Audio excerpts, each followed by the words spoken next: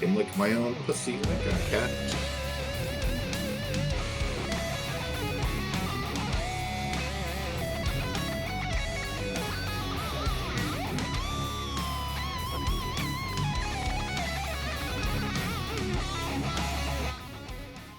All right, guys. Welcome back to the Pulse of Willie and Al. How's it going today, bro? Pretty good, man. Pretty good. How about you? Life's good, man. Second week back in the States, so still trying to get adjusted, but having some fun. We are back today with episode 86. Um, and this today, obviously, we are going to go through the AFC West. Coming to you a little bit later this week, but we're bringing it to you. So we wanted to make sure we did a good job on it, and I'm glad we waited a few days because there was more news that happened in the AFC West. Good to be back with you guys. Don't forget to go ahead and like that video, smash that subscribe button, and thank you, of course, for the support. But today, like I said, we're bringing you episode 86. We'll start out with some Major League Baseball that we've got. And the first one kind of pertains to you, right?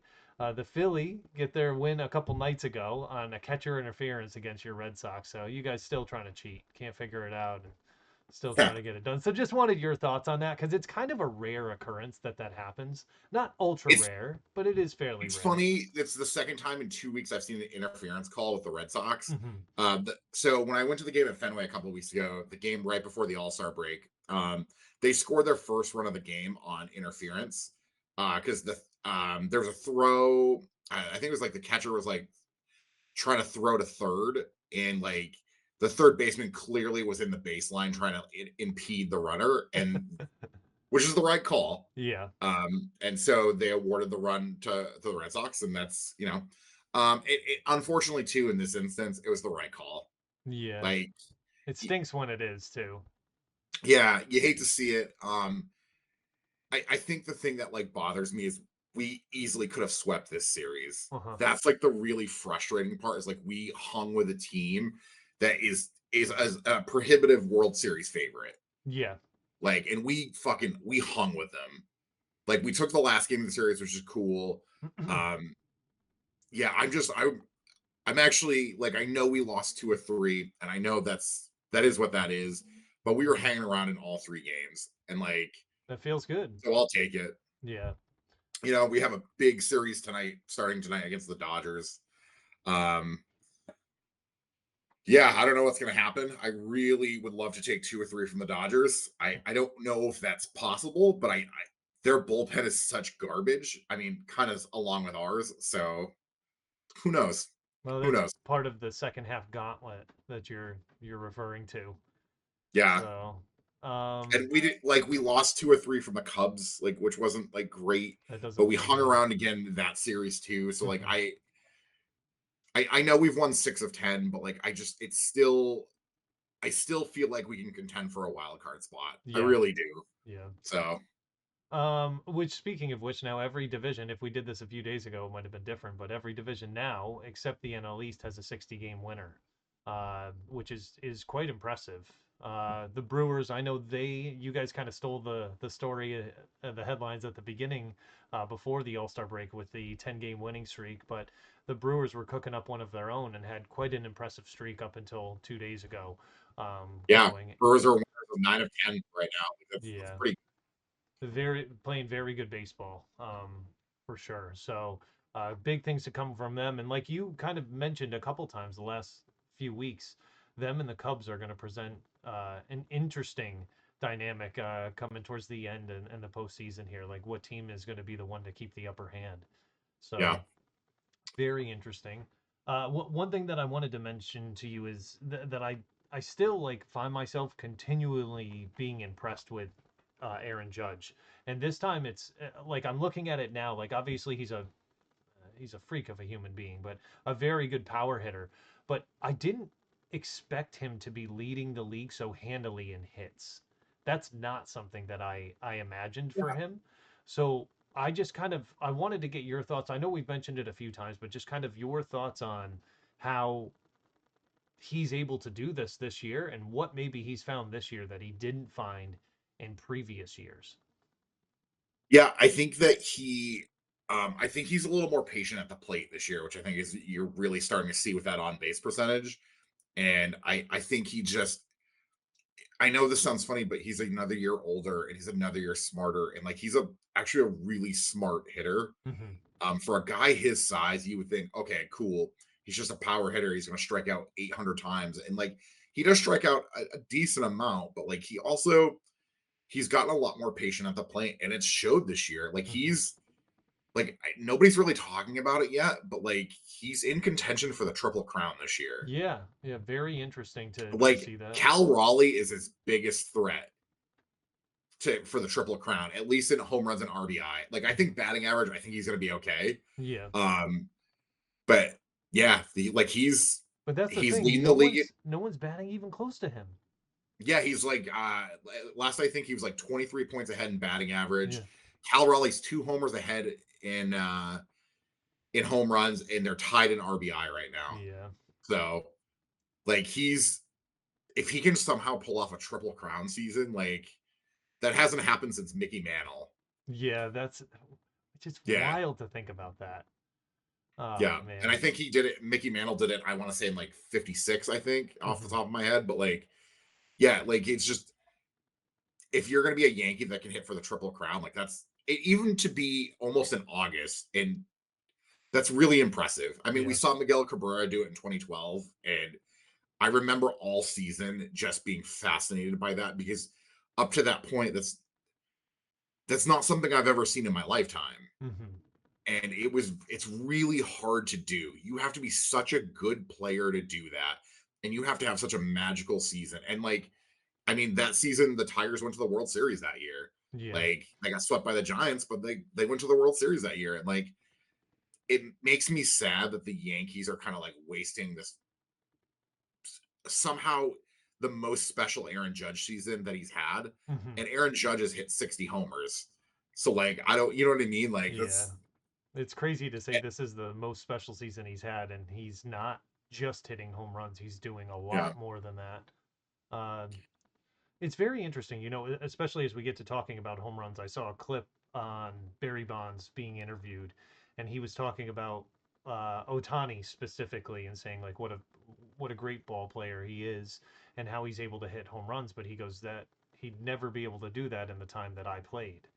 And he was kind of saying like after the first one, you're the next one's going to be in your ear, like, and he's Yeah. like we were physical, like the game was a physical game, and he's like, but what he's able to do in the game, he was giving credit to him and just saying like he is a tremendous ball player.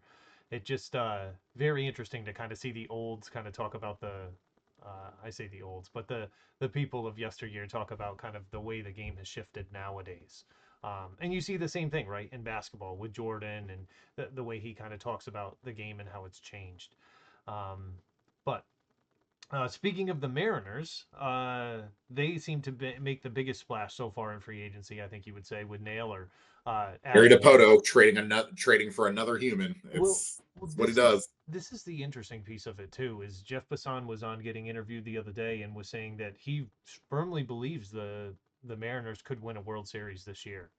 Um, which Yeah.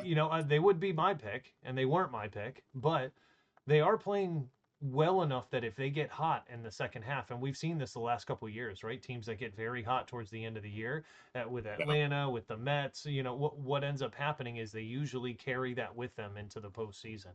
Um, so it will be very interesting to see how things kind of pan out for them. And I know within the next week here or the next two, we're going to hear a lot of trades coming through Major League Baseball.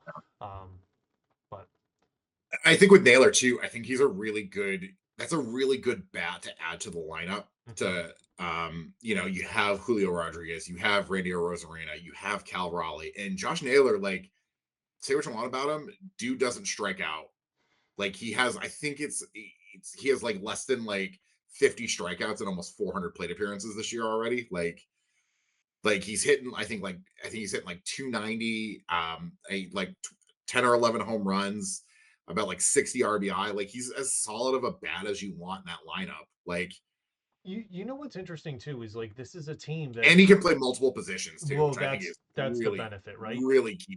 Yeah, being And kind multiple infield positions, which I think is even more important. Like, being kind of like that Swiss Army knife. But it's amazing to see the Diamondbacks and how they're going to change now based on just injuries, right? And injuries are kind of bad luck as they come yeah, through.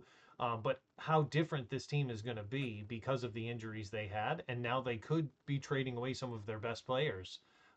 Suarez, I know his name has to be there too. But who is one guy that you see moving or that you would like to see move before the end of the trade deadline here? I know it's not going to happen. I really, because I would have, if you had asked me like 2 weeks ago when Detroit was playing like gangbusters Hmm. and they had like a 14 and a half game lead on the division, I would have said this. But they've since lost like 9 of 10 and they're really struggling. Hmm. But I would have loved to see Emmanuel Clase from Cleveland's closer just go somewhere where he's going to pitch in October. Yeah. I I would have loved to see that. Um, that's honestly the biggest name I can think of that I really want to see. Hmm. I keep seeing like Jared Duran rumors of him getting traded, and like I don't know if I can handle that. Like, the Red Sox are they're like lurking in contention. They have a really good top end starter in Crochet. Hmm. Like their bullpen is they have a really good closer in Chapman. If they can just get a couple like tiny pieces, I think they can contend for a wild card spot. But yeah, like a guy like Clase, I think I would love to see him go because like respectfully, Cleveland's kind of punching above their weight class this year. Hmm. They are like they just play in a shitty division. I would love to see him go to a real contender Mm. and like be the difference maker. Like I think about like Clase as a guy. Like, can you imagine him closing Phillies games? That'd be incredible. That's like the Phillies watching him for 3 straight games. Like their bullpen is still ass. Yeah. It's not good. They have great starters, great hitting, but boy, once you get to the sixth inning and beyond, It gets it's dangerous. over. Yeah. Yeah. Hmm. Okay. So Yeah, that would be interesting. We'll see what happens. Maybe there is a shot that he does get moved here within the next few days, but we'll have to keep our ear to the pavement on that. yeah. Anything else you wanted to mention in baseball before we move forward here? No, just fuck the Yankees. Fuck Manny Machado. Yeah, that's pretty much it. The things I have to say if we're gonna talk about baseball. always, I feel pretty good now. always the good stuff, right? No. Okay, all right. So moving into the NFL, first news that came up was Von Miller, right? He signed a 1 year deal with the Commanders, which I really like this signing, by the way. But I like even more what he said during his press conference was that I could wake up in the middle of the night and rush the passer, and I love that. Now he's definitely Okay. lost a step. He's not getting those deep dips that he was when he was in Denver, but he's still an adequate pass rusher, and if you add him in packages on third down, he could be very, very problematic for teams. Um, Even if he's not the one ending the season with 10 sacks, there may be other guys that are getting sacks in spite, just because of what he's able to bring to the table. Right. So I really like that signing for the Commanders, and it just reinforces like Dan Quinn bringing in another veteran, another one. Yeah. Um, One thing while we're talking about Dan Quinn that I wanted to mention because I feel like I didn't hear about this until just the last few days. But so Laramie Tunzel, the Commanders traded for him earlier in the year, but rumors were that Houston was looking to get rid of both him and Shaq Mason last year because they were kind of just showing up and doing what they wanted and not really going like just kind of going through the motions and kind of were on their own plan. And that doesn't Yeah. really vibe well for a young team that's trying to like win games. So it makes sense when you see some of the stuff that kind of went wrong in Houston last year. Now the injury pieces we can't that has nothing to do with this, but to hear about those things you're kind of like, "Oh man." And then to think like he's not going to be able to get away with that with Dan Quinn. Now, He's not. So frankly, I'm shocked he got away with it with D'Amico Ryans. yeah. Respectfully, like Yeah, I'm not exactly sure, but you kind of want to keep the veterans happy while trying to grow the youth. But once they start acting that way, you can't have them around the young guys because they're going to think that that's the way it is. Um, Hendrickson also, he didn't report to camp. I'm not surprised by this. I know you're not either, but kind of some of the stuff that he talked about since then was that like the offer was extremely low, and I know he used different words, but like kind of like I don't think he used the word disgusting or devastating, but like it was a very low offer that they Yeah, provided him. And now there's a ton of pressure on the Bengals because uh, with this, right? Like he's basically one of the big names that hasn't been signed. We know Dallas is going to wait till the end, right? Because that's what Jerry yeah, does. But now the pressure is on Hendrickson and the Bengals to like get this figured out because he's missing valuable camp reps right now. Same thing with their first round pick, right? Shamar Stewart. Like that's another just yeah. nightmare scenario. Which, by the way, maybe I'm misunderstanding it because there's a lot of like hoopla around this whole situation. There was, and I'm not sure if you read this about it, but they were saying that Shamar Stewart said something along the lines of like he wants to be covered in any case, in any scenario, if anything happens. So like 3 years into the league, and I quote, this is what I heard, right? If I rob a bank, I want to know that that money's still going to be guaranteed. And I'm thinking to myself, like, that's got to be one of the dumbest things I've ever heard. That's what's holding all of this up. Well, to be honest with you, like what he's asking for isn't really that crazy because all first round pick contracts are fully guaranteed. Yeah. What I'm saying though is like, Like, I don't know what the problem still is. Like, my understanding is he's going to get guaranteed money, but yeah, I thought it initially was something about him getting injured outside of camp, right? yeah, And them not yeah. wanting to Not cover not the that. greatest analogy to use when you're trying to sign a contract. Yeah, I Like, didn't understand that. Like, what do you plan on becoming a criminal? Like, I don't understand that piece of it. So, and maybe it's just a lot of crap being thrown out into the, into the space to try to deal with and figure it out. But I don't know. For me, super frustrating to hear about that because like those are two guys that you really need at training camp to help learn and grow and all of that stuff. Plus, you've got Golden in there installing a new defense. I'm not that worried about Trey Hendrickson. I think he's going to be okay, but a rookie needs to be there, right? It just, yeah, I don't know. yeah. The Bengals are kind of a mess right now, and I know you and I always talk about this, but like you and I have been watching quarterback the new season. Hmm. You said you finished it. I'm like 3 episodes in, Yeah. and I just like I think we both can agree that Joe Burrow.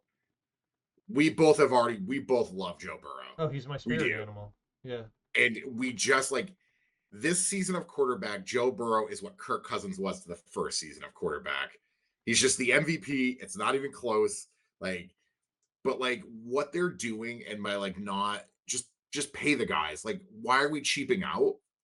Like you're gonna cost Joe Burrow the prime of his career. Yeah. And like Yeah. that's not fair to Joe Burrow, And man. and Like this is the that guy thing. does everything for that team. It's going to Everything. cost a lot of money, right, to secure some of these guys. But when you think about that money being paid back when you win a world championship or a Super Bowl, or Yeah.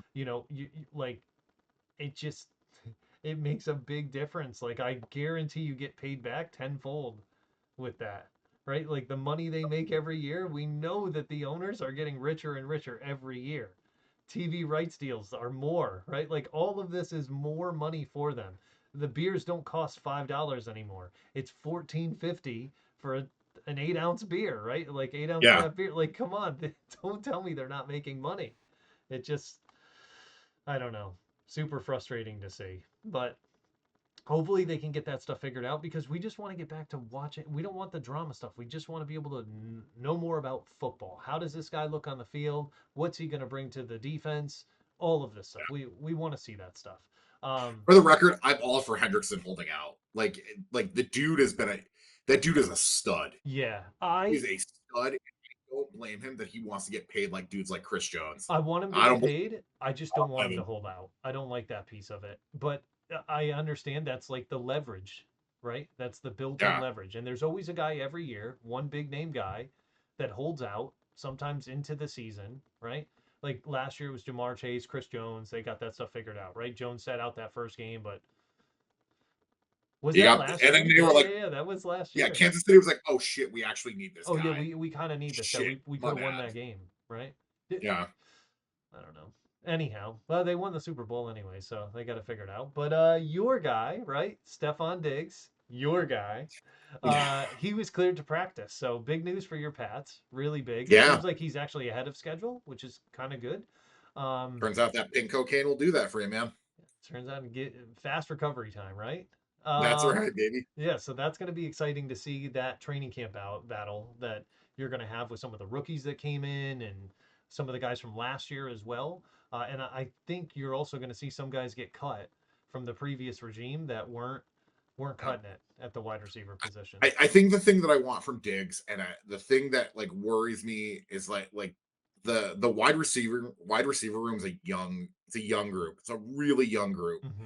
and I really just want Diggs to not be an asshole. Yeah. Like, you know what I mean? Like, you know what I mean? But like, we've Hey, Al, watched it that's a in big Buffalo, ask. we watched it in Houston. Yeah. Like, yeah, man, I just want him to not be an asshole. He Like, wasn't just really too bad in Houston. he wasn't because he got hurt. Yeah, he didn't He have a got hurt. chance So to get bad, but we saw yeah, like how good Josh Allen is and how nice Josh Allen is, and then to let that relationship sour was just sad. That was yeah, and then for Josh Allen, the first year he's gone, to be like, "Jokes on you. We're gonna make it to the AFC title game without you. yeah, Suck it." yeah. Good luck. Yeah. As we mentioned before, Micah Parsons, right? He shows up, but then gets shit talked by his own owner, along with Dak. Did you God, I see love the this? Cowboys for that reason. Did you see this? They were like Yeah, I talking. did. Yeah. It's so good. For those that didn't see it, basically a reporter, correct me if I'm wrong, was asking Jerry Jones a question about paying his athletes and stuff, and he said, "Well, like we paid this guy, but he didn't even play all of the games last year and stuff." And I'm like, "Oh my god, Jerry, what are you doing, dude? What are you I had to doing?" like. I've rewatched it like 3 times, that clip, to make sure that I heard what I heard Yeah, did I correctly. did I not understand that Yeah, right? because like the first time I watched it, I had like woken up from a nap, and I was like, okay, I'm just waking up. I need to like kind of watch this again to make sure. And I watched it 2 more times, and I'm like, man, the Cowboys never cease to amaze me. Yeah, They never do. yeah. It's super funny. So hopefully that gets figured out because Parsons was like, "Well, if they're either going to pay me or they're not, and it's a business decision, so we'll Yeah. go from there." Naeem Hines, he ended up signing with the Chargers. I don't know if you saw this, but he was with Buffalo, but then got hurt on the boating incident, um, which it just like that kind of stinks for him, right? Because like Yeah. I don't think any of those guys are going out there thinking like, "Oh, I'm going to get hurt," but when you do, it cost him the whole season, and that wasn't good. But the Chargers, it looks like he's gonna. I don't think he's gonna find much time there, to be honest. With Najee No. Harris and the rookie they drafted is just he's gonna be a stud there. So, Yeah. um, And we'll talk about it when we get to the Chargers today, because we're doing the AFC West. But yeah, like that that running back room, whoo boy, yeah. whoo boy. You liking it, or I mean, we'll talk Oh, I about. do. Yeah, yeah, yeah. Oh Okay. boy, I got thoughts. I've Um, got thoughts. the Packers they made their right tackle Zach Tom. They gave him the most guaranteed money out of any lineman at 30.2 Yeah, million, which was kind of shocking, but he's been very good for them. And yeah. if He's one of the better. He's one of the better linemen in the league, and yeah, like they decided to lock him down now. That's smart. yeah, Like, before the market raises and all of that stuff. yep. But too bad Zach Tom can't control Jordan Love's ability to not throw interceptions. Yeah. If he Well, could, that would make a lot of sense, but I'm not sure that he can. hear me Um, out. Let him play quarterback. That solves that problem. we'll see. He can see over the Yeah. lineman. So, Yeah. Yeah. Let also, Jordan Love block. That's perfect. Perfect. This good is why I luck. should be a GM. Yeah. This is it. Will Levis, he's out for the season with the right shoulder injury. So it looks like any of us that were hoping for a training camp battle at quarterback, it's Yeah. not going to happen. So Cam Ward's going to hit the ground running as the starter. Seahawks, listen, they released Noah Fant, which he was a former first round pick by Denver. I don't know if you remember that, but Yeah. they acquired him through a 2022 trade, but they feel that the guys that they have there are going to carry them forward. So Yeah.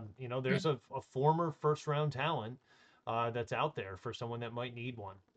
Um, Yeah, sometimes like it kind of is a nice reminder that just because you're picked in the first round doesn't mean that you're going to succeed. Like yeah, sometimes like you just it depends on the right situation, man. yeah. You know what I mean? Like He had flashes there where he seemed very good, and I just never felt like he was in a situation where he was used a lot. And that was I agree. the reason they drafted him was to use him a lot. And they didn't do that in Denver. And then he had some more flashes when he was in Seattle, but was mainly pedestrian when you compared him to the rest of that wide receiver room they had there with Metcalf and Lockett. So, and then they add JSN to the mix. He just kind of gets lost in the fold. But um, George Karlaftis, he got his 4 year deal, which it's Yeah. so funny, but like we talk about this a lot, right? You have a superstar on your defense, whether it's Justin Simmons, Chris Jones, Aaron Donald, whoever it is. There's going to be beneficiaries that are going to end up padding stats because of that guy being there.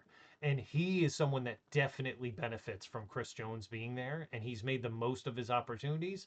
They gave him a 4 year deal, gave him 62 million guaranteed. I mean, he's going to be there a long time. So, uh, He's a big part of that defense in Kansas City. mhm. Like a huge part. Like Yeah, we all talk about Chris Jones, like that guy is the heart and soul of that defense. But like because he gets double teamed all the time, it's guys like Karloftis that like kind of get to eat off that and like yeah, yep. And so then one thing I wanted to mention, we had a few retirements. Jordan Hicks just announced that he was retiring as linebacker from the Browns, and then Tyrann Mathieu, who he's played for a few different teams and stuff, but him retiring, like Honey Badger, man, he was a very very good safety for many years. I remember him out in yeah. Arizona, New Orleans, um, but he's been a really good player in this league. He was in Kansas City for a bit too. Um, And he was on the start of that Kansas City dynasty, yep, man. Like he I was shocked when he left because I me thought too. like, oh, this is like he's been waiting for something like this. But I think he was chasing a paycheck, and Yeah. I don't think he ended up making it back there, which is kind of an unfortunate thing. Yeah, he got the ring and then chased the bag. And man, hey, if you can do both, good on you, man. Good on Mm, you. yeah. All right. Anything else you wanted to mention before we move into the AFC West? No, I just want to kind of prelude that like the AFC West, like I've been thinking about this division. I knew we were gonna do this division this week, just kind of just a preemptive statement. This was the hardest division to figure out who was gonna finish 1 through 4. Hmm. Like to me, you could tell me that any of these teams win the AFC West this year. Actually, scratch that. I don't think the Raiders are going to win the AFC West. Let's start there. But like, I think they're going to contend, and I think they're going to be a fucking pain in the ass to play. Mm-hmm. But if you told me that like the Chiefs are going to win the division, if you tell me that Denver's going to win the division with that defense, or if you tell me the Chargers are going to win because they're going to run 600 times a game for 1,000 yards, like cool, Yeah. cool, cool, cool. I'd believe any of that. So Yeah. like, this was the hardest division to figure out just records wise who is going to do what. I agree. I think this one was extremely difficult. I also think the NFC North is going to be tough too, but um, we'll see when we Yeah, get there, right? So let's start out with the Las Vegas Raiders. Last year they finished fourth in the AFC West. They won 4 games. They lost 13. Big news about them coming out. Christian Wilkins gets cut by the Raiders, and I don't know if you read about this. I Um, sure did because okay, I didn't know this was brewing I until I had saw that he got cut, and then I read all about it. Holy Yeah, shit! so this is an extremely different way to cut a player, and Yeah, I haven't really heard about something like this happening before, but I'm sure it does, right? He's super talented, by the way. When he signed his deal with the Raiders from Miami, that put a huge hole in Miami's defensive line and gave the Raiders a very, very good defensive tackle who arguably could have been one of the top three, top four guys in the league. yeah. Um, but they feel the Raiders did that he didn't rehab properly, and that's at least the reports that have come out, right? So we're just telling what's been reported so far, but they feel he didn't rehab properly, and they decided to void the money left on the deal for him, and cut him, which is just I know there's going to be turnover when a new coach comes in, but I did not expect this name to be there because him next to Max Crosby is a big deal. Yeah, so when I had been penciled kind of high. I kind of had talked to myself into them winning 8 games Hmm. before they cut him, and I think that actually kind of changes how I look at the Raiders. Hmm. Like, because really thought with the Raiders this year, like their defense was going to be the reason they won a lot of games. Like I know that uh they have Geno Smith at quarterback now, and I know that they have Brock Bowers still, and I know they have Alshon Jeffrey now. Yeah, is it the guy from Boise State? Ashton Genty. Ashton, thank you. Go to No, me not Alshon being able to Jeffrey had pronounce. the best Super Bowl interview ever. I don't know if you Yeah, remember. yeah, yeah, yeah. Yeah, yeah. I watched that actually pretty recently because I was watching like Jameis Winston from this past Super Bowl, the interviews he was doing, he's and then that came up after, and I was like, yeah, I just went down a rabbit hole. he's the kid in everyone that we need. He really Yeah, is. but like and I know where they are at offensively, and like they're gonna put up a lot of points on offense. They Hmm. are. I really thought this defense was going to carry them, and like you could have talked me to a playoff spot for them. And I think now with cutting Christian Wilkins, I think that changes for me because he was a big part of what they do. What they A were doing on big part. defense and has ripple effects on not only the defensive line but the linebackers and the secondary. Yep. The way he plays. Listen, last year it was a tumultuous season for them, right? That ended with Antonio Pierce getting fired, who I really liked, by the way. But there were some positives, and mostly those positives came from guys like Jacoby Myers showing that he could be a good playmaker. They traded away Devontae Adams during the year. They had Brock Bowers. They had Max Crosby. Like those were kind of the bright moments that they had. This year, obviously, Pete Carroll comes in, so a new coach that they've got kind of renews the rivalry between him and Harbaugh, which is cool. Yes, Like sir. they're both in the same division again. So and Pete Carroll gets a guy in Geno Smith who. Last year they were split between Minshew and O'Connell. Now they hopefully have a little more stability at the position. Maybe not everyone's favorite pick, but a guy that usually does a good job of protecting the football. And if you Yeah. put Like playmakers around him, he'll be okay. you could do a lot worse. You could do better, but you could do a lot Yeah, worse you than Geno could. Smith at quarterback. Yeah. So, Um, I you know, I was gonna mention to you, like it feels like it's a new feel to this organization with Brady being a part owner in it. And just kind of your thoughts on yeah. that. Yeah, I for the first time like this offseason, like when you think of incompetently run teams, like you kind of think about the Cowboys, you kind of think about like the Giants typically, and you've always kind of thought about the Raiders in that way too. You think about Cleveland the same way. Hmm. Cincinnati, weirdly, like they're kind of weirdly inept at management when it comes to paying players. They really like making their own players angry. But the Raiders are always the team where like, what the fuck are they doing? Yeah. Yep. Like what it like even like every year in the draft for as long as you can remember. Like remember the year they drafted Darius Hayward Bay? Yeah. I think about that randomly like once every 3 months. Well, dude, Where I'm like, even Henry Ruggs, like even some of these guys, like for years they were just like, give me the fastest guy. Oh, he's a fourth round pick. We'll take him in the first. Like yeah, they just it head scratching things that you would say. And this was a team that don't forget they were in the playoffs with Derek Carr, right? Like the year yeah, that he broke his leg, like they were going to be the number one seed that year, and then things didn't go, or at least had a really good chance to be the number one seed. The last time before that that I remember them being relevant was with like Charlie Garner, Tim Brown, Jerry Rice, and Rich Gannon, right? yeah, So like these guys, like that was many many years ago when you think of it, and we've seen a lot of draft picks since then. None of them I felt like, oh, this guy moved the table, right? Like you want you want to be able to make and parlay a lot of good picks together, and every year it seems like they were getting a top 10 pick and missing on it. When's the like name one guy that's been there for a long time that you're like, yo, this guy's really, really good. We drafted this guy. Uh, it's hard for me to think of, right? Like, yeah. that's why, like, when they drafted Genty, see, Yeah, got it right, second time. There there we you go. go.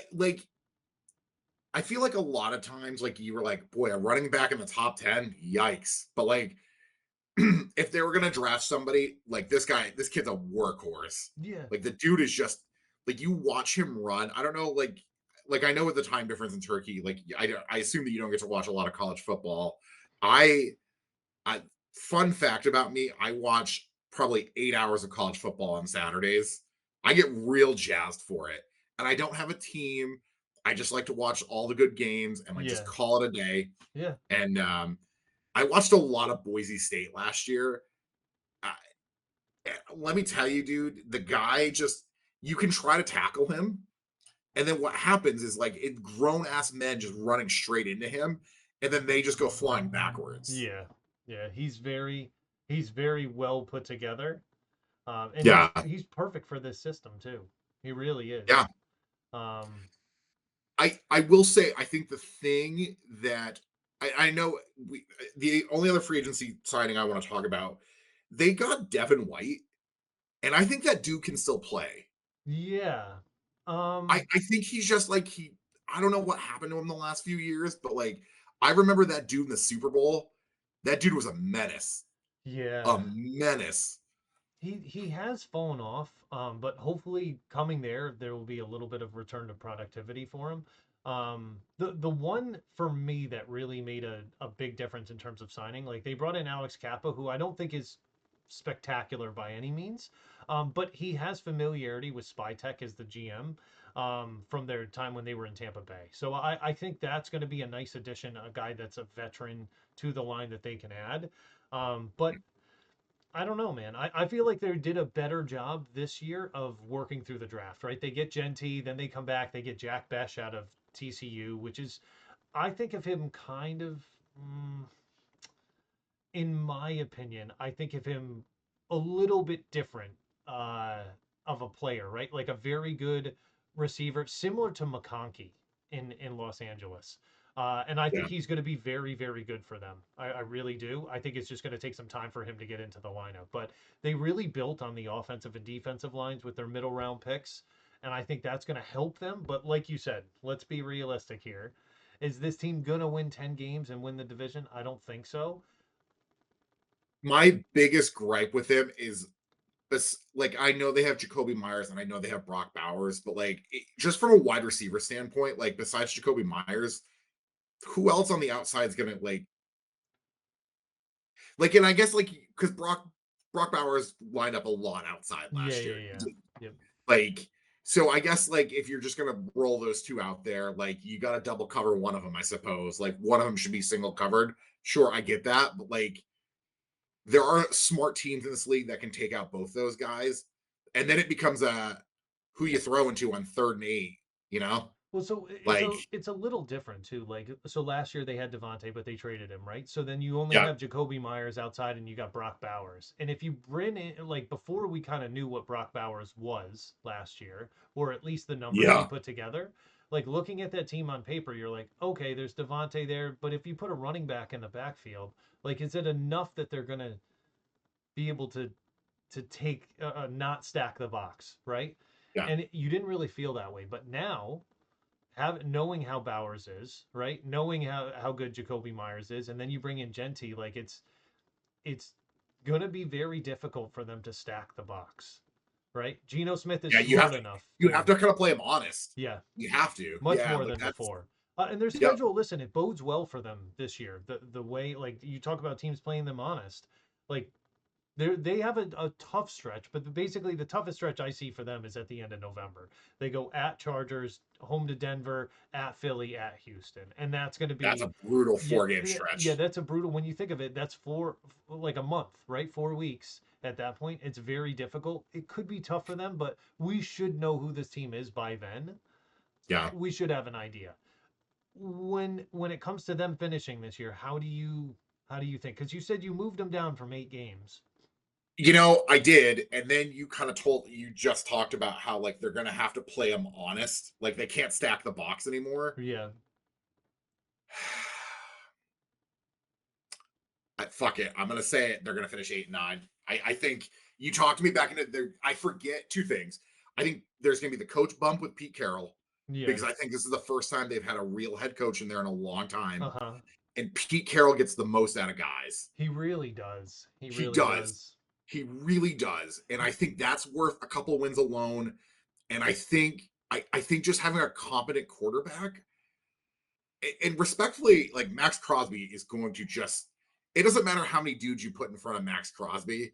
Max Crosby always wins. Yeah, he's gonna find That's a the way. moral of the story. He always wins. Yeah, it also feels like with the signing of Pete Carroll, bringing him in, that you don't feel like, okay, this is a temporary coach, right? Yeah, Like for as old as he is, yeah, no, he wants to build something there. You can tell, and you feel like it's going to be 2, 3 years down the road and he's still going to yeah, be there. So you're right. The idea to build something. I have them finishing fourth in the division, but they're going to be 7-10 this year. That's what I I'm too think thinking. they're going to finish fourth in this division Okay. because for all of the good that they have, this is a young team. Even though they made a ton of improvements, the other teams in this division made some really big improvements They too. sure did. Yeah, so They like sure did. that's kind of a tough thing. Yeah.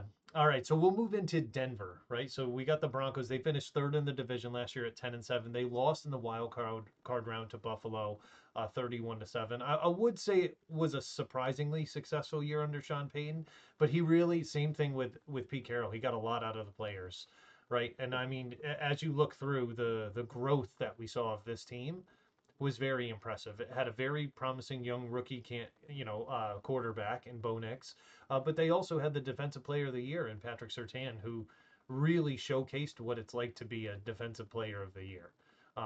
Did a really good job with them. But free agency, they just went and added. Like they maybe didn't have a good season because it's crazy. You look at some of these names, J.K. Dobbins, who I think if healthy will be okay, but he usually falters towards the end of the year. Evan Ingram, a reliable tight end for Bo Nix to throw to. I'm surprised Jacksonville cut him so easily, but okay. Big help on defense, which was already pretty good, mind you, but they add Dre Greenlaw, who everyone remembers from the Super Bowl, but also Hufanga at safety. So it's like they're just adding Yeah. more and more pieces. They re-signed DJ Jones, which it's definitely a good move for them. I don't know. I feel like this team is going to be pretty good this year. Um, and it's a team that I did not think was going to make the playoffs last year. Regardless if Sean Payton was coaching them, I thought they weren't going Shout out to. Cortland Sutton being part of the reason I won the Bennett League last year. Yeah. Shout And out, he's the other guy. Him and Brian Thomas Jr. Baby. and a guy who just flies under the radar in Cortland Sutton because everyone says like, oh, he's not a number one receiver and stuff, but he's done fairly Fuck, well he there. isn't. Yeah, I mean, you look at No, what they did through the draft. I really like this, right? So they drafted Jade Barron out of Texas, he's gonna play opposite Patrick Surtain. So now, like, just to give you an idea, and you may not know him from seeing film on him and stuff like that, but his pro comp was Cooper DeJean. So yeah, like I'm liking what they have there now, and I feel like he's going to see a lot of looks in the NFL because they're not throwing the other way. The big pick that I really liked was Harvey at running back, and I think he's just going to be fantastic this year. He's basically Sean Payton's new Alvin Kamara. or is. Really good Yeah, at they're gonna catching the just ball slot. out of the backfield. So They're already gonna slot him in as the number one back. Like yeah, they have to. Like, no offense to J.K. Dobbins, who they picked up in free agency. Like, dude, Harvey's a monster. yeah, Like he's they'll he was so good in college. Yeah, they'll split time, but I don't think it's going to be as drastic as it was in the past. And remember the days of Mark Ingram and Alvin Kamara, both of them were fantasy relevant during that time. Yeah. Um, my big thing is I think the offense could use some playmakers, right? Like they added Evan Ingram, I get that, but I still want to see like one of those receivers step forward opposite Cortland Sutton, right? Because this league isn't you have one receiver, you win. You need to have multiple, right? You look at Minnesota, as good as they are, Jefferson and Addison, right? The Bengals, as good as they are, right? They've got Chase and Higgins there. So you kind of need that. Even Nakua and Cooper Cup for a while, right? Now you've got Nakua and Devontae Adams, right? So you need like kind of that other guy to draw some attention to make things difficult. But their offensive line, man, they're the best in football, right? Like Absolutely. according to PFF, they're going to run the ball a lot. They're going to pass protect really well. And Bo Nix, kind of, I really liked what I saw of him. I was waiting years for guys like him and Justin Herbert to get into the league because you hear about them in college, you watch them play, some of them even in high school, and you're like, these guys are going to be special. And Bo Nix, he looks like he's about 50, but he got the job done last year for them. Not as well as they wanted, but Yeah. do you think he regresses this year? I so this is the thing. This was what made this pick really hard for me because Bo Nix, we can all say it. When he got picked 12th overall, I remember you and I talking about it and just straight up laughing, Mm-hmm. being like, "What the fuck are they doing in Denver?" And it turns out this is why we're actually not coaches and or GMs. Yeah. This right here, because we know nothing. Yep. We don't. We may wear glasses that make us look smart. Very No, smart. we don't. We don't know. We don't know about picking players. We just don't. We can barely pick our fantasy football teams. All right, like Yeah, and some of us pick winners. Some of our yeah, guys get some of injured, us right? do. It's Sure, it sure. happens. But this team goes as far as Bo Nix goes, Right. and this is a second year for him. So, which I always like to say the league has a full year of tape on you now, Yeah. so they know your tells. And like every team has a pretty smart defensive coordinator that's just gonna make your life pretty difficult. He's just the thing I like about Knicks, and I don't think it's better or worse than other quarterbacks, but I just think it fits really well for him, is he's very good at being able to make the right decision. You didn't Yep. see a lot of times last year where he threw like a wild pick and you're like, what is he doing there? Right? Like it's Yeah. most of the time you're like, all right, like, yeah, he missed the throw or he made the throw or whatever, but like he made the right decision. Uh, Yeah. I think like down the stretch, like I think he was really good for them. And like that wild card game, like respectfully against Buffalo, they were never winning that game. Sure, they got out to a 7-0 lead, but you knew you're like, cool, that's the best Denver's got. And then Buffalo's like, oh wait, my bad. And then they just kind of kicked the shit out of them. And yeah. like that's really no fault of Bo Nix, man. Like he just No. No. I like I said, I think this team goes as far as Bo Nix does. I think he's gonna have to be even better. The thing that worries me, and I think we're gonna talk about this, the schedule they have this year is brutal. Hmm. It's not great. And Yeah. I worry about that because like we talked about with the Raiders, and like you've mentioned earlier, like besides Cortland Sutton, like respectfully, who are you throwing to? Yeah. That's the thing. So I mean, this team's going to have to get it figured out. I thought their schedule wasn't too bad, but I think at the beginning, it's going to present some difficulty for them. Like they weeks 3 through 7, they play at the Chargers, home against Cincinnati, at Philly, and then against the Jets. Which we can talk about the Jets in uh, a later time. But yeah, it's like even if say they go 1 and 3 out of that and only win one, like as you're looking at that playoff wise, right? Um, Yeah, there's not too many teams that you're like, oh, they went 1 and 3 over this stretch. We think they're making the playoffs. But Denver's a team that gets better throughout the season, and I feel like as they're running the ball and playing good defense and all of that, and injuries are piling up for other teams, if they're able to stay healthy, they'll be there um, come playoff yeah. time. I think defensively they're going to be in a lot of games Mm-hmm. because that defense is the two things they're going to be able to do really well. They're going to run the ball really well because that O line is stacked, Mm-hmm. and defensively they're going to they're going to make games pretty close. I just I sometimes worry when it's 3rd and 9 who you throw into, Yeah, and and you can't run and the ball for, at that point. and for me that's why I have them finishing third in this division with 9-8. Ooh, okay. So I have Yeah, them finishing second at 10-7, but we were pretty close on the numbers. So yeah, fairly close on that. yeah, Next up, we've got the Chargers. And listen, yeah. Let's talk about this. a bit of Let's a talk about disappointing this. end to their season, right? They finished second in the division at 11-6 in Jim Harbaugh's first year.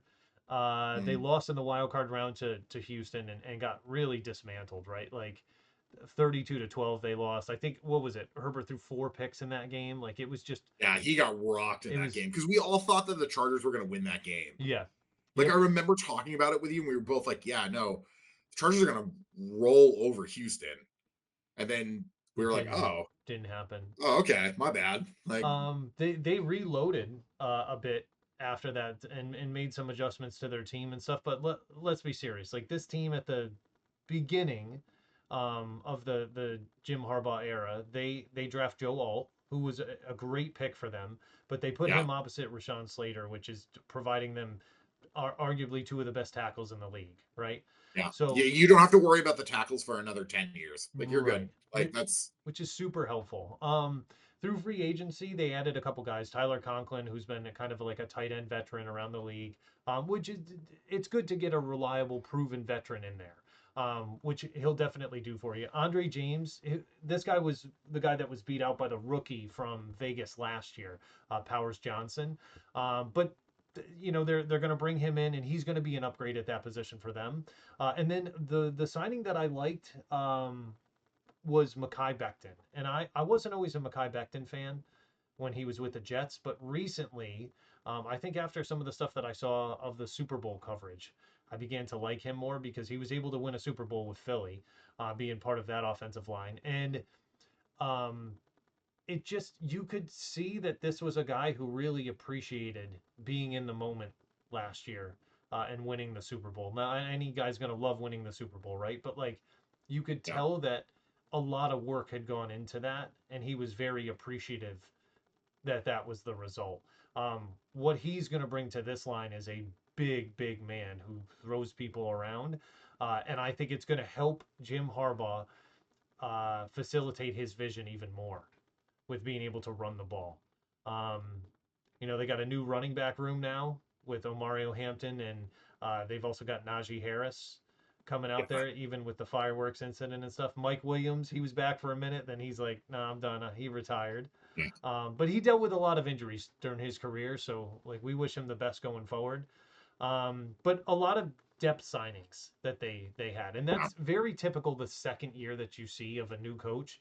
Um, they try to get their guys in there the first year, and then they bring in and try to build depth around that the next year. Um, Can I back up 2 seconds? sure. Can I just talk about Amari and Hampton for like 1 second? Yeah. Because Say what you want to say. 2 years ago, I watched a lot of North Carolina games thinking we were going to get Drake May, Yep. probably. And you Like, did.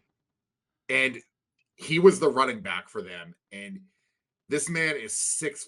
This man is just a house. He's 6 foot, but he's 220 pounds. Mhm.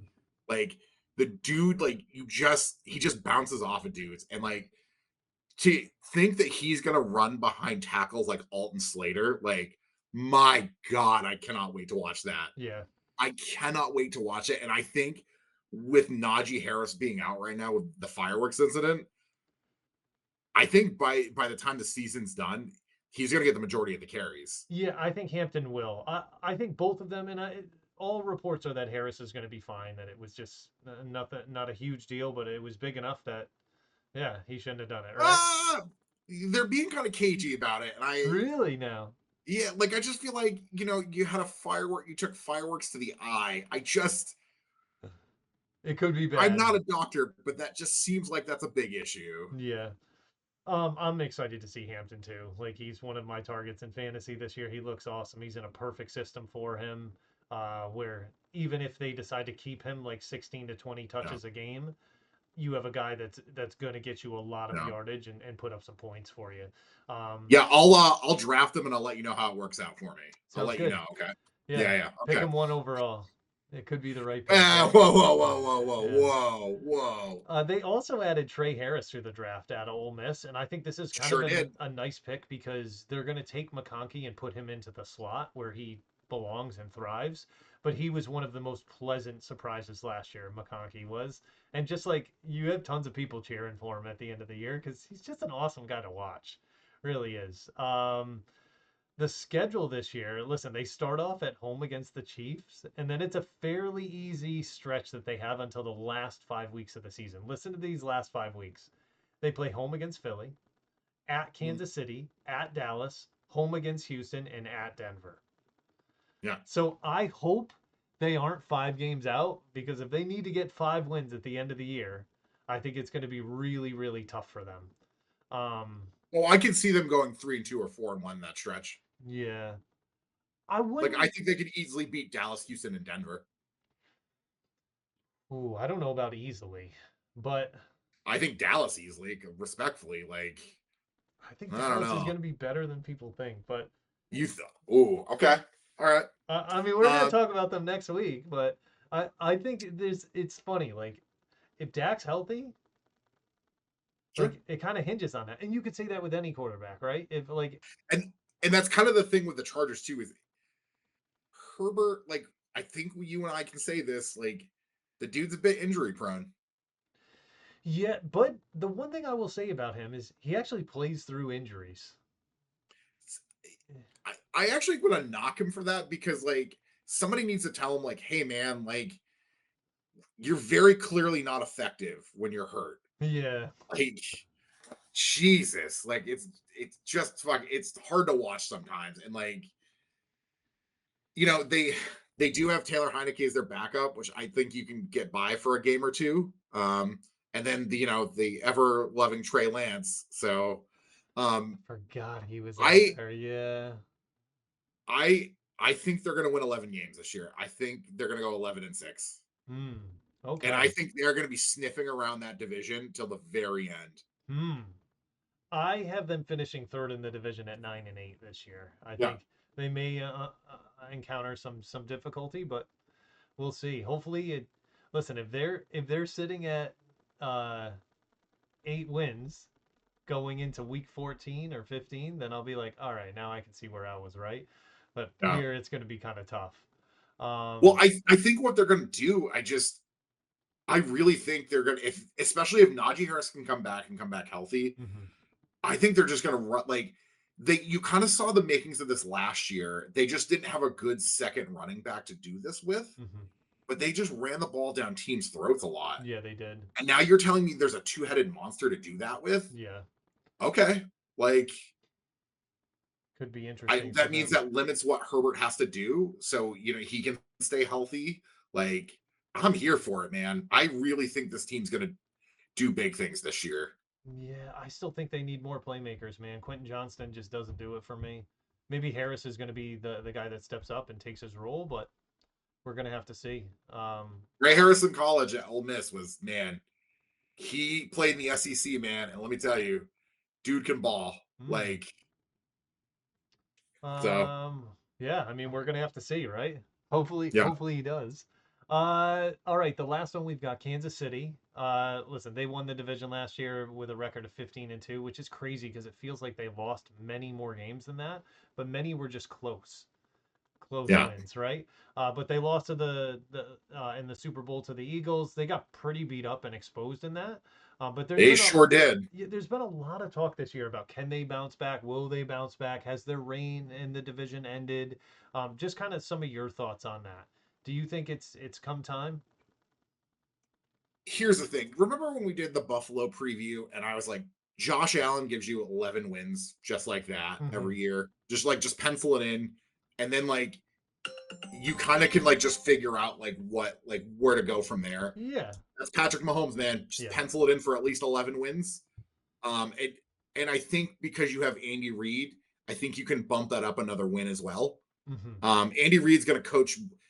Andy Reid's one of the best coaches in the game, and he's going to win you one game by himself. Yeah. Yep. And they still, here's the other thing, they still have Steve Spagnuolo on defense, man. They do. And that man is just a mad scientist He is. who just lives to make people's lives miserable. Yeah. And he does a really Um, good job of it too.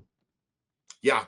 And like respectfully, like they've been the champs for a long time in the AFC West, man, and they're that way for a reason. And like they won 15 games last year, and I still think about it every now and again on the how. Yeah, we weren't impressed with the way they were winning, but they were winning still. But Even that's the thing in the the NFL, win in wins are wins. Denver. You remember that? Yeah, Denver had yeah, won that game, and Denver kicks a field goal, and somehow it gets blocked. Like, what? That's so yeah. rare. Like, Their special teams, I will say, like we talk about that their defense is still really good. Their Hmm. special teams that won them a few games last year. Let me Definitely tell did. you, um, yeah, I think that this year they didn't really add anybody in free agency that you're like, all No. right, and here's the thing with Kansas City, they draft well.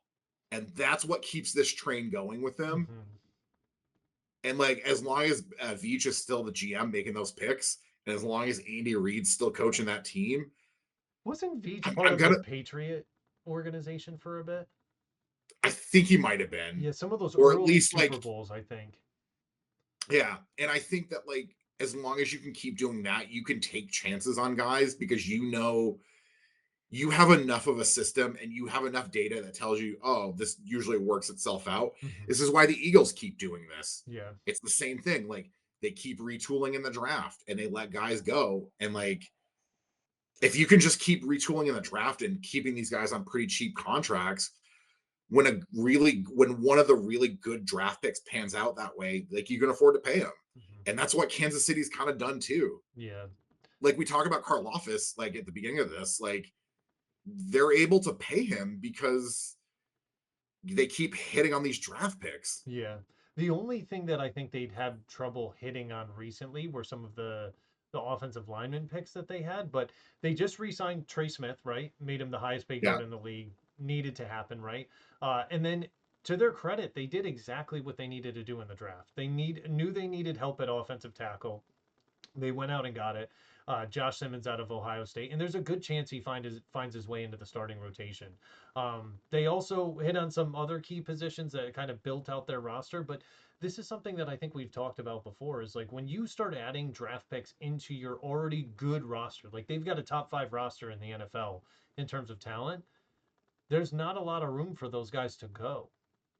So because that roster is very good as it is. So if they're going to Yeah. make the roster, they need to be better than some of those people, right? And then they're learning from guys that are also really fucking good, Yeah, which just then makes those backups, when they have to come in for some reason, or they come in for a couple plays, they're already ahead of the curve. yeah, And that's what you want in a team. And this is what New England was so good for so long because we were able to kind of do that same thing for a long time. And yeah. I think the thing that, and this is the big if with Kansas City this year, is we all know about Rashee Rice in the offseason that he had. Hmm. He got, what was it, last week? He's got sentenced to 30 days to jail, which he has to serve somehow in 5 years. Yep, I do think there's a suspension coming down for him. yep. What does that look like? And that's kind of the big question mark. So Is if he gets suspended, boy, that receiving core gets a lot less impressive. yeah, without turning it into a like they can handle 4 games of him not being there. They can do that. They're the Chiefs. There's Sure. enough grease in those wheels to be able to handle it. But you never know with the NFL sometimes. I mean, Ray Rice got suspended 1 game. And then longer, right? And then Yeah. some guys that you don't think they're going to get a slap on the wrist, they end up getting a full season or half a season. So I don't know what's going to happen with this. My indication is it's going to be 2 to 4 games, somewhere in that range. But if I see the NFL come with 6 games, he can appeal it and maybe get half of that. So I think probably 3 to 4 games is going to be the sweet spot where it's going to land on. And he's important to this team, right? He definitely is. Until he got injured last year, he was leading almost all wide receivers in metrics in the league, in terms of targets, all of that stuff. So they want him on this team. They'll have a healthy Hollywood Brown and Xavier Worthy back. Travis Kelsey looks like he's revitalized, like he's in real good shape now. Um, and Mahomes, it's kind of weird the way that his game has kind of shifted. It's no longer like air it out, 5,000 yards, 50 touchdowns. Now it's okay, we're gonna Yeah. play a little bit different, and whatever's there, we'll take. So, Yeah. um, but that's the big question, like you mentioned, right? As long as we have Andy Reid, Steve Spagnuolo, Patrick Mahomes, and Chris Jones, can we get this figured out and get back to the big game? And also too with Rashee Rice, he's coming back from a torn ACL. Yeah, yeah, yeah. Yep. That's the other thing too, is even if he comes back, even when he comes back, I ACL injuries are a 2-year injury, man. Yeah. Like that first year, you're still trying to get your legs underneath you, and then it's that second year back that you're like, Um, okay, unless you're now we're Adrian back. Peterson and you can do it in 11 months and then rush for 2,000 yards. But eh, Yeah, yeah. Again, there are outliers to rules, but Adrian there's Peterson was a there's freak. one Yeah, one yeah. There's outlier. one. Yeah. That's it. That's it. Oh man. So yeah, But I think you and I both agree, though. I think that the Kansas City's winning this division. yeah, I don't have them winning by a lot because I have them Uh, winning 12. I have them going 12-5 this year. that's what I have them going as well. Yeah, so Because there's 3 games that separate the first and third teams in this division, but yeah, that's how good this division is.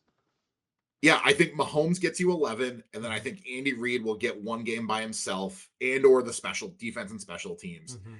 Now, if Mahomes somehow gets hurt, that changes everything. Yeah, I think that goes without saying, right? Um, Right.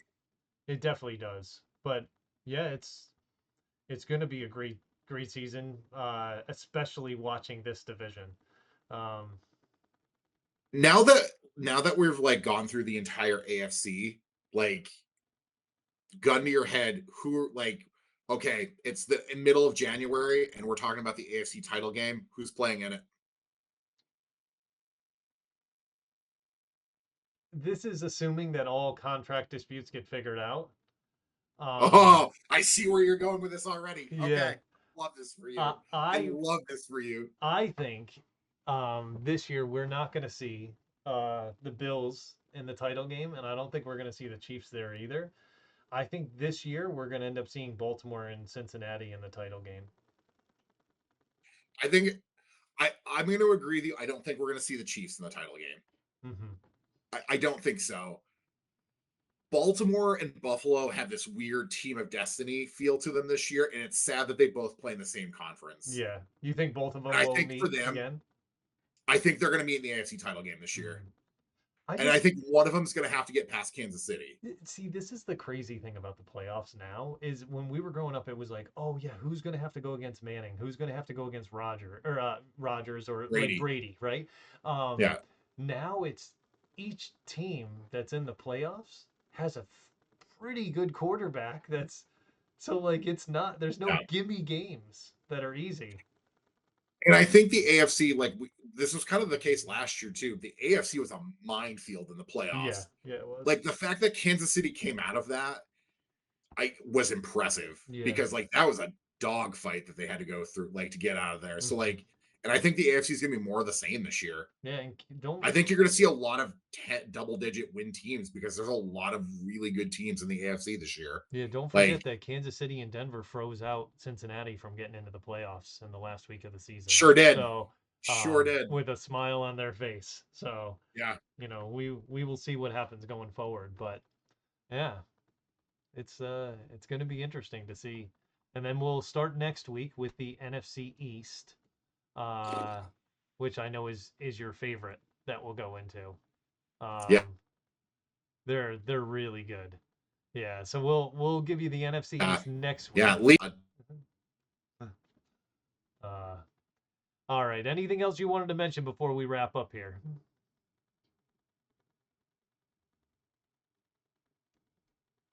All right, guys. I think that's going to do it for today. Have a great rest of the week, and we will see you next week. Peace.